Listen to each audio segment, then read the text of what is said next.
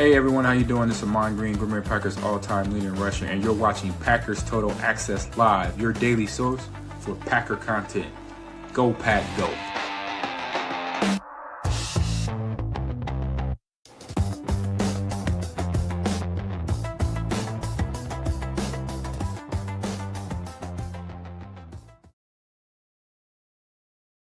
What's up, guys? Welcome into Packers Total Access. My name is Clayton. You can check us out on packernet.com. Find me on Twitter at Packers_access. Here with a little afternoon show for you guys and gals. We got some breaking news as it's coming out of Packers camp here, out of practice, if you will, inside, I believe, the Don Hudson Center. Looks like they're inside today. We've got several Green Bay Packers who are back at practice.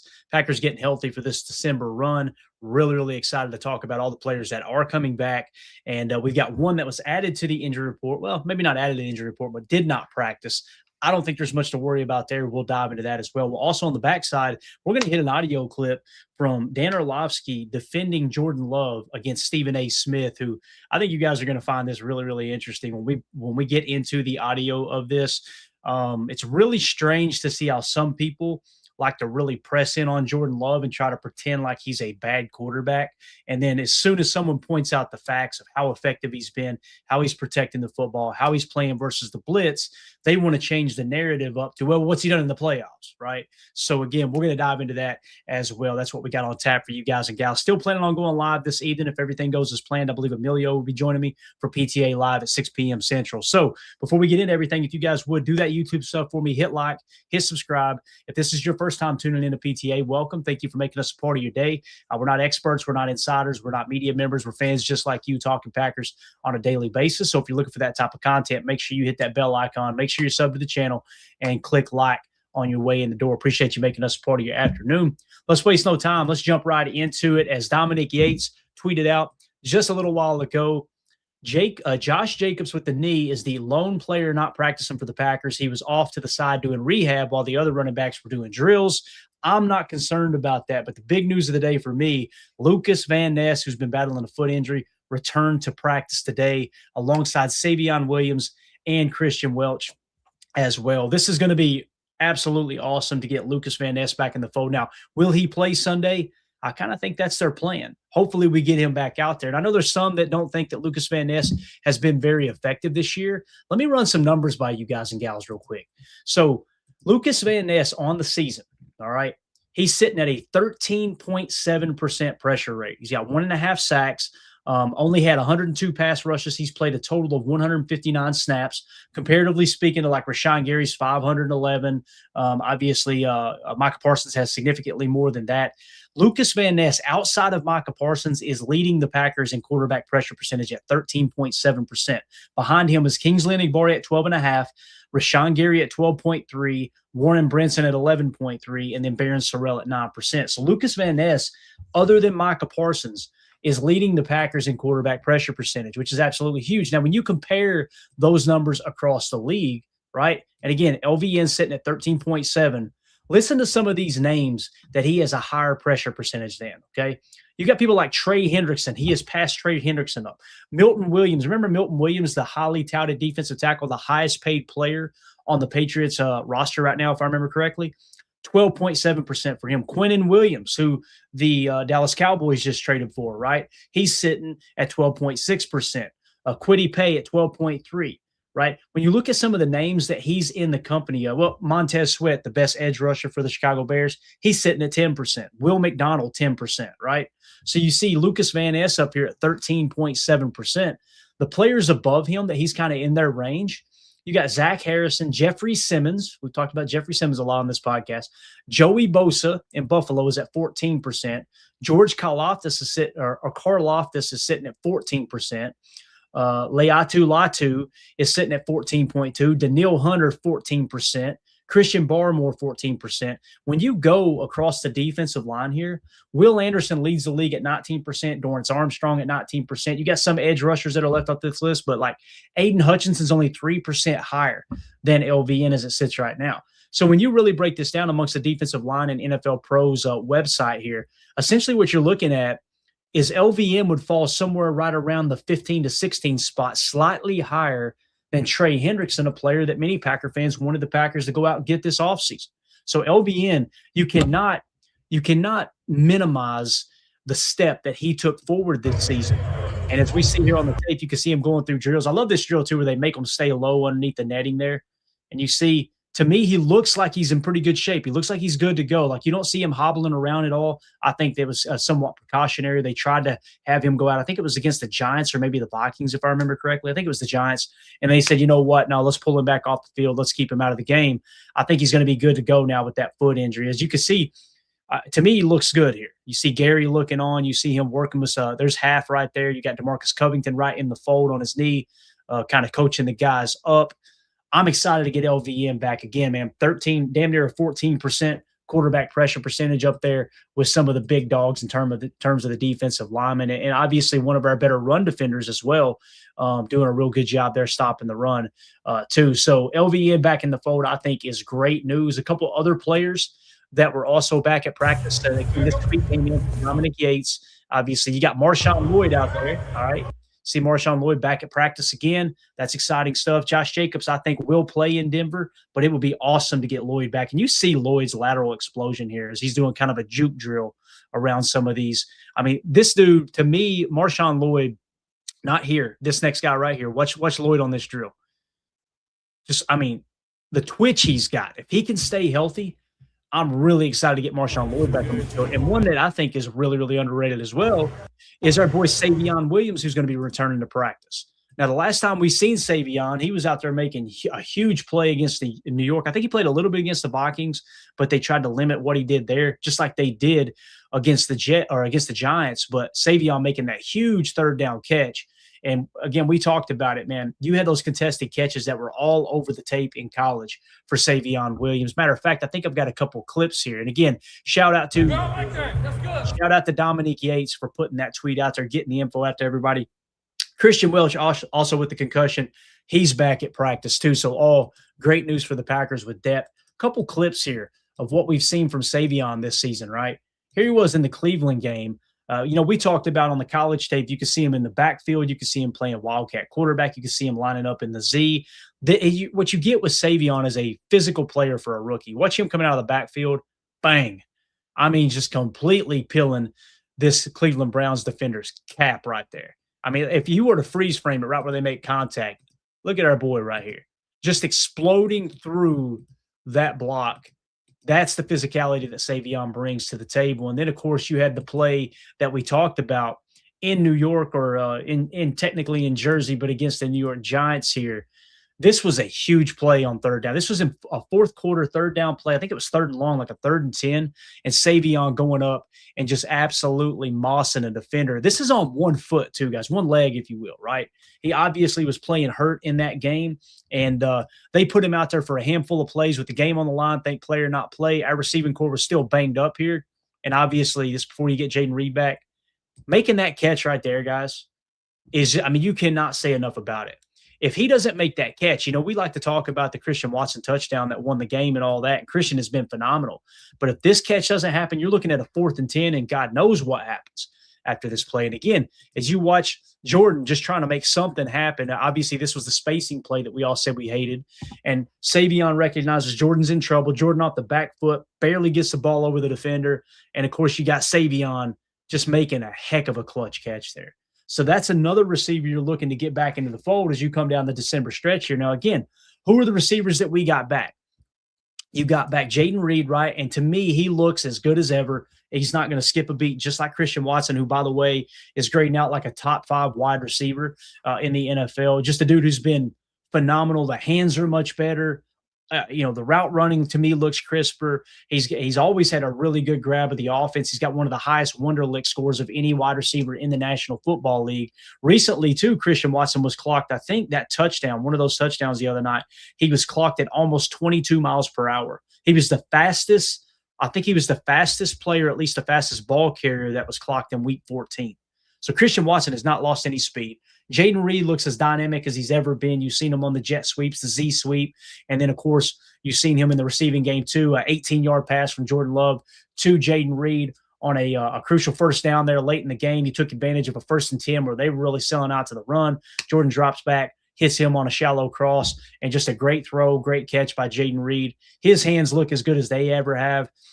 So you're getting all these receivers back, and now you throw a healthy Savion Williams back into the fold. I just love how Matt LaFleur has managed this roster and not tried to rush guys out there, right? Okay, we're down this receiver and this receiver. Okay, let's put this guy out there. Oh, crap. Tucker Kraft goes down with a season-ending injury. All right, let's pop Josh Wiley on the starting lineup. Let's use him in a kind of a motion role there with the tight end U position, put him at the H occasionally. All right, now let's mix and match in Christian a little bit more here. All right, let's involve Romeo this week. Okay, now let's take a step back. And let's get Dontavion Wicks involved this week. He has a stellar game on Thanksgiving against obviously the Detroit Lions. Matt LaFleur's in his bag, and now he's starting to get all of this weaponry back.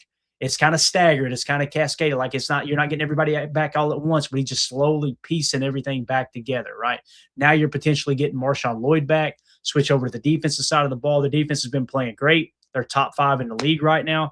Essentially what you've got against Denver is 2 top 5 defenses locking horns this weekend. Now, obviously, they're not going to be on the field at the same time, but you understand what I'm saying.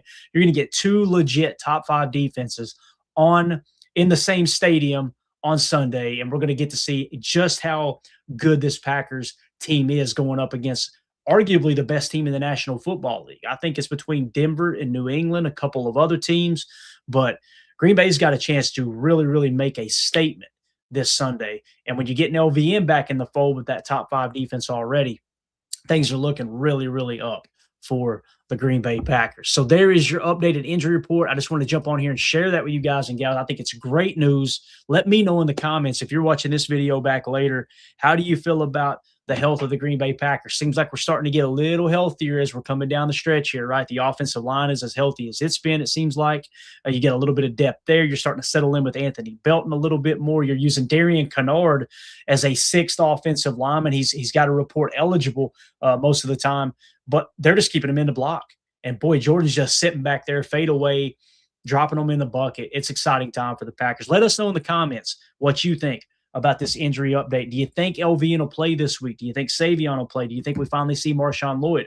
All of that information is going to be released when the active or the inactives are announced. Obviously, we should find something out either late Saturday or early Sunday as we go into the game and get ready for our PTA pregame show. But we want to hear from you in the comments. Also, make sure you hit like, subscribe, and click the bell icon so you're notified when we go live anytime here in the future. Now, let's switch gears, and I want to jump into a video and audio that I heard earlier today. Actually, I heard it yesterday, and we didn't have time to get to it. So I want to get everybody's take on this. You guys know First Take.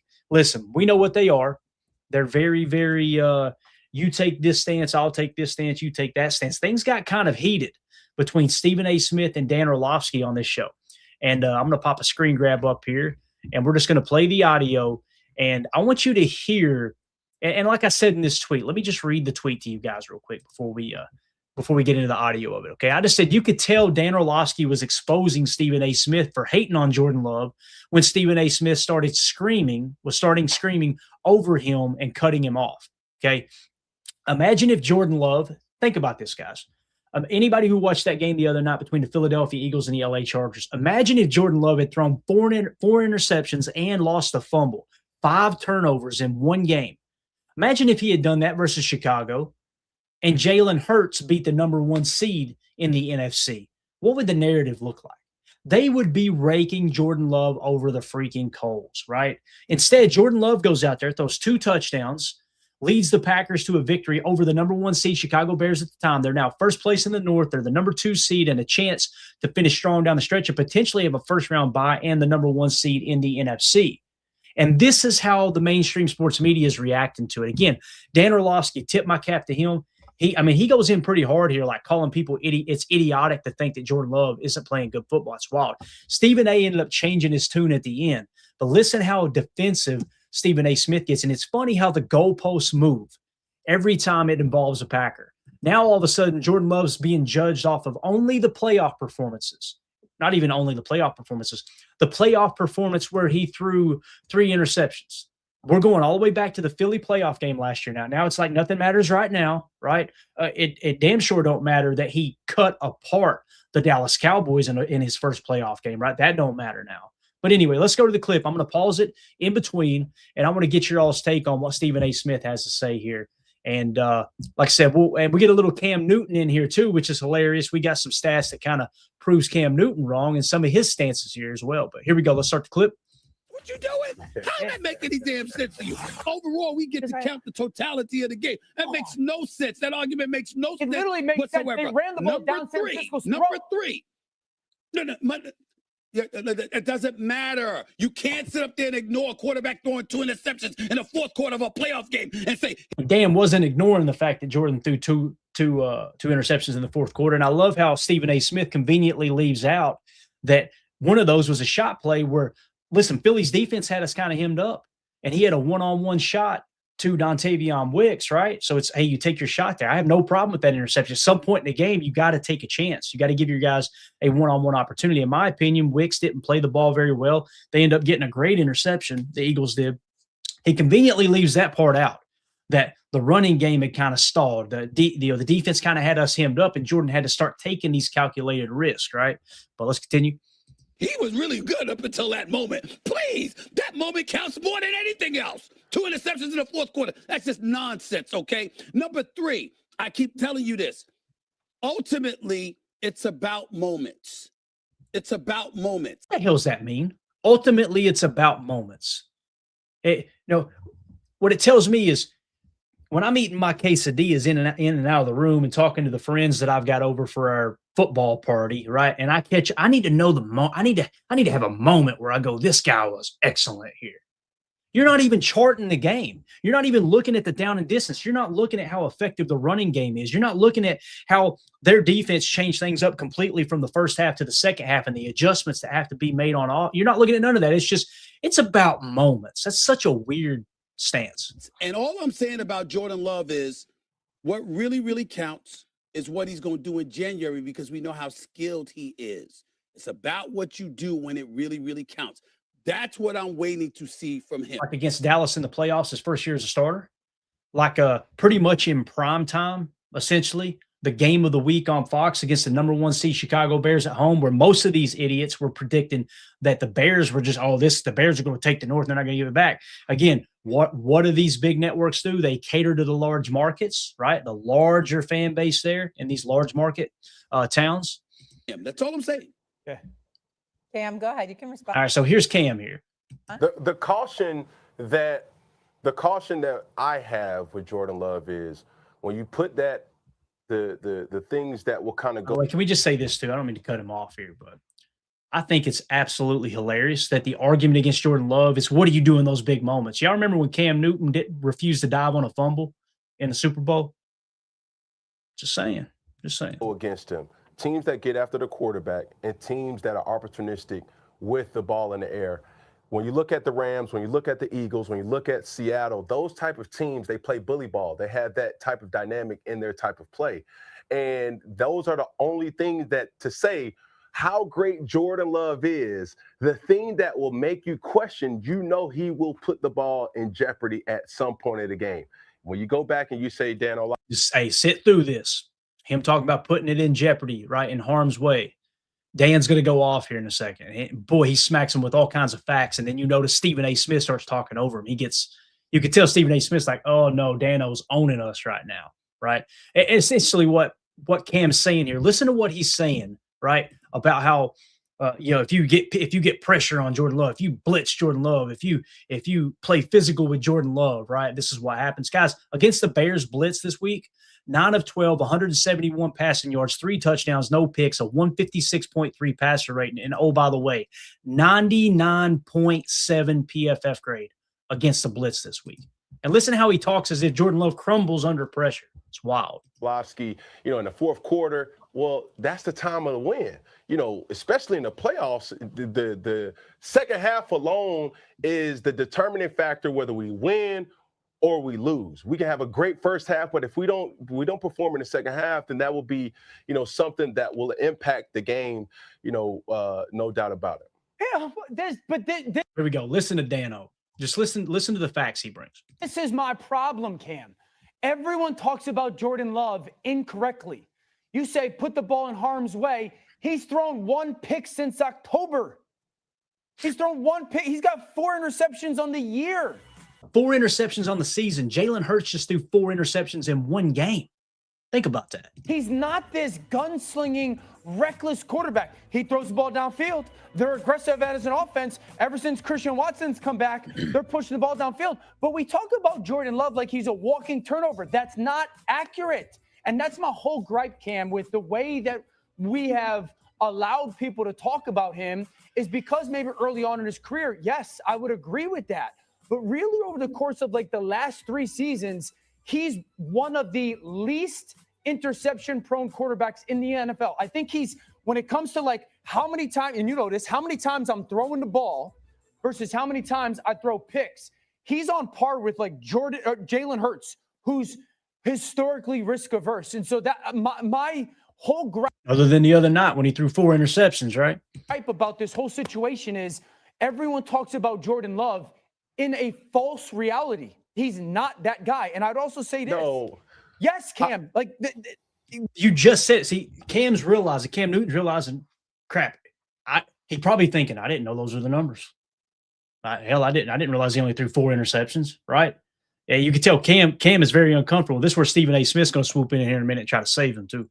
Yes. And by the way, notice how they're teaming up on Dan Orlovsky. They're teaming up on the person defending the Green Bay Packers and Jordan Love, which is hilarious. Yes, like the numbers are what the numbers are. The game plays. Dave, he's thrown 1 pick, I think, since November 1st. And so I sit here. He's got 4 interceptions on the season. And I sit here and I go, okay, the quarterbacks that are in the NFC, like if you think about the quarterbacks that are in the NFC right now, you go, you trust Jordan Love or Jalen Hurts. You trust Jordan Love or Caleb Williams. You trust Jordan Love or Sam Darnold. Okay, so let's just go through a couple of those that he just named off, right? Because he's kind of asking him, like, who would you trust more, right? He said Jalen Hurts, correct? Jalen Hurts has 19 touchdowns and 6 interceptions. His EPA per dropback is minus 0.02. You know, Caleb Williams, people were so enamored with Caleb Williams, right? Caleb Williams, same exact numbers, 19 touchdowns, 6 interceptions. His EPA per dropback, plus 0.02. He's ranked 54th in adjusted completion percentage across the entire league. Guys, 54th. You understand there's only 32 teams, right? That means half of the backups in the league has a better adjusted completion percentage than Caleb Williams does. But again, they'll talk about Caleb Williams like he's the second coming, right? And then all of a sudden, when you talk Jordan Love, it's a whole different standard, right? Again, Jordan Love on the season, 22 touchdowns, 4 interceptions. You know how many quarterbacks in the National Football League in the 2025 season have thrown 22 touchdowns and 4 interceptions? No more than 4 interceptions. There's only 2 players that's done it. Matthew Stafford, 35 touchdowns, 4 picks, and then you got Jordan Love with 22 touchdowns, 4 picks. They're the only 2 quarterbacks in the league, not just the NFC, the league that's done that. You trust Jordan Love or Baker? I got the only guy that definitively you would sit there in the playoffs and say you trust him, no questions asked more, would probably be Stafford. Yep. And I'll live in the world because Jalen's done it. Like, I can't get past the fact that we've seen Jalen. And you hear Dan's giving Jalen credit like, hey, he won a Super Bowl. He's not saying Jalen's cheeks. All he's saying is, why are y'all trying to pretend like Jordan Love is cheeks when he's outperforming all these guys that y'all put up on this pedestal every single week? It's crazy. And shout out to Nick McSwain in the chat. LaFleur said 2/3 of the interception in the Eagles playoff game was wide receivers running routes incorrectly. He hasn't been turnover prone since his first season. It's so true. Again, the 2 interceptions that he threw 3 interceptions in that playoff game. 2 of them, Matt LaFleur said the receivers ran the wrong routes. The other one was the one-on-one shot play where he had Dontavion Wicks in one-on-one coverage and the defender made a hell of a play. Wicks made a bad play on that ball. Now, that's not to drag our wide receivers. They have gotten so much better this year. Wicks has just been like, holy cow, this dude is legit this season, right? But again, if you just look at the box score and you base your argument around just the box score, which is what Stephen A. and Cam are doing. Cam looks, I'm going to drop this down for just a second. I want you guys to look at the looks on their face. Look at Cam looks confused, like, boy, I wasn't prepared for this. Stephen A. looks pissed because he's getting proven wrong right now. And you'll hear him. He gets hot here in a second. So completely agree, though. That's a great point there, Nick. Appreciate you, man. Here we go. Do it. But other than that, he's right there. Oh, I'm sorry. So that was the end of the clip. There was one clip. I think it was early on because Stephen A. seemed to take a little bit of what's the right word? Take a little bit of offense to the fact that what Dan Orlovsky said was if you think that Jordan Love is not playing good football right now, it's an idiotic thing to say. Oh boy, Stephen A. got mad. He got hot. And it's funny too, because Stephen A. Smith, he's always been this kind of this titan in sports talk, and now he's starting to drift into politics. He literally spent the first part of that argument. It's about a 12-minute clip total. He spent the first part of that argument after Dan made that comment, basically catering to the audience and going, Dan Orlovsky thinks everybody's idiots. He thinks 90% of the fans are idiots, and he literally beat it. Dan was just like putting his head down, like, oh Lord. And then at the end, Stephen A. Smith buttons it up like Jordan Love's a great quarterback and just bring it right back around. It was unbelievable. It was wild. So anyway, that's the type of stuff that's going on with, all I hear is but from the love hate, which Clay is pointing out very well. The point is Jordan Love is playing like a top 5, top 3 quarterback, right? Top 5, definitely, possibly top 3. Some would say he's playing better than everyone who's not named Matthew Stafford. Matthew Stafford's playing outside of his mind. And again, who does he have? And I love having these conversations. I love going, okay, which receiver would you rather have on your team? And this isn't a dig at our receivers. This is just facts. Would you rather have Puka? You could trade them 1 for 1, forget the money, forget everything. You can have one of these 2 receivers. Which one are you picking? You picking Puka Nacua, or are you picking Christian Watson? I love Christian Watson. I think Christian Watson's ceiling is through the roof. Christian Watson's not Puka Nacua's level right now. He's just not. Would you take Jaden Reed over Puka Nacua? No, you would not, right? Would you take Dontavion Wicks, like I'm talking number 2, number 3 receivers, because that's essentially what Devontae Adams is with the LA Rams right now. Would you take Dontavion Wicks over to Devontae Adams? One play, one game, whatever you want to break it down to. No, you wouldn't. Nobody would, right? Would you take Romeo Doubs over Tay Adams? No, you wouldn't. So again, this idea that you could just kind of make this argument that it's all Jordan Love. Jordan Love is cheeks in the playoff. We just told you all the numbers. We broke everything down specifically. Again, I think it has more to do with the mainstream media. They want to make sure they beat down Little Green Bay and make sure they're propping up these Chicago franchises, these Philadelphia franchises, these New York franchises. They want these franchises to be at the top because that's where the large majority of their media market is. Period. Case closed. That's what I see anyway. So it's really, really interesting to see how everyone kind of adjusts their stance as you get later into the season. The beautiful thing is we get to finish this thing out, baby. That's what I love about the Caleb Williams conversation. We said it going into Chicago week. All right, you guys might be right. Caleb might be a better quarterback than Jordan Love, which I know it's hard to believe, but there were Bears fans, many, many Bears fans saying that Caleb Williams was a better quarterback than Jordan Love. And I love the way we approach it was we get to find out Sunday, don't we? We get to find out what happened on Sunday. You had your boy Caleb Williams in the first half. His completion percentage was in the 40s, 40 percentile. And you had Jordan Love, outside of the one interception that he threw, you had him cutting the defense up. Last week, he was the NFC Player of the Week, right? The beautiful thing is we get to go down this stretch, right? We get to see, this argument happened, I believe, before Jalen Hurts threw those 4 interceptions. I would love to hear this conversation be had again, trying to pretend like Jordan Love is just a horrible quarterback and Jalen Hurts is one of these dominant quarterbacks in the league. Jalen Hurts has been a very good quarterback, good enough to lead a dominant run game and a really good defense last year to the Super Bowl. And I'm in no way, shape, or form trying to beat down Jalen Hurts. All I'm saying is, how in the hell does a quarterback turn the ball over 5 times in a primetime matchup where your playoff hopes are on the line every single week, and you just go, nah, no big deal. Jordan Love throws 1 interception in the first quarter against the Bears and is dominant every other snap after that, to the tune of 9 of 12, 171 passing yards, 3 touchdowns, no picks, and a 156.3 passer rating when the other team says we got to get pressure on him. And Cam Newton's whole argument is, well, when teams get pressure on Jordan, that's when he falls apart. It's like there's no statistical basis for your argument. There's no foundation that's built on facts in that argument. The reality is Jordan Love could fall flat on his face for the rest of the season. He could be one of the worst quarterbacks the rest of the year. That could happen. That's a possibility. Very, very, very small possibility. And if it did, we'd be in here going, man, he's just not playing good enough. That's bad, right? I mean, that we would be talking about that. And we'll be pointing out the other things that go into those effects as well. But boy, oh boy, when he's dominant, when he lights it up like he did the back half of 2023, right? When he lights it up the way he is right now, 22 touchdowns, 4 interceptions. Are you kidding me? Like the run he went on the back half of 2023 was better than Aaron Rodgers' MVP years, any of them, right? So, again, you just need to give credit where credit's due, and we know what it is. They cannot stand the fact that it looks like the Packers have got another legit slam dunk franchise quarterback. Possibly it's really, really early, but if you keep these type of numbers up, if you go out there every year and you throw 35 touchdowns and less than 10 interceptions every single year, which is looking like Jordan's going to be able to do, and then you get a better grasp of the offense, and now you're able to kind of tack on extra things here or there, like you're seeing Christian Watson at the line of scrimmage, Jordan coming to the line, and literally you can't see my hand, but down next to the side just does this, and you see Christian go, and bang, that's been changed to a slant, a lookie, and you take it to the house for 41 yards. When you start seeing that stuff, and it's only going to get better year after year after year, and you see Jordan evolving along with Matt LaFleur in this offense, it's not wrong to go, if he keeps doing this, we're going to be talking about a third straight Hall of Fame quarterback. That's what we're going to be talking about. So, again, it's not about MVPs. It's not about Hall of Fame.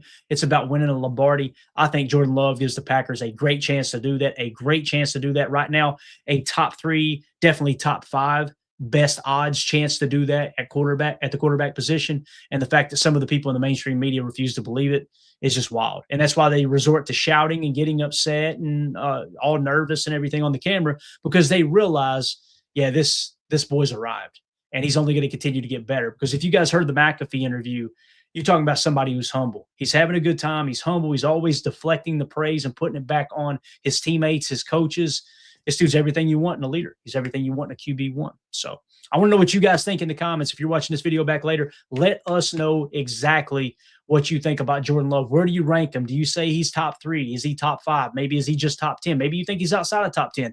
Those comments and arguments are welcome as well, as long as everybody keeps it respectful in the comments. We'll always have that conversation. I want to know what you guys and gals think about Jordan Love. Where do you see him now?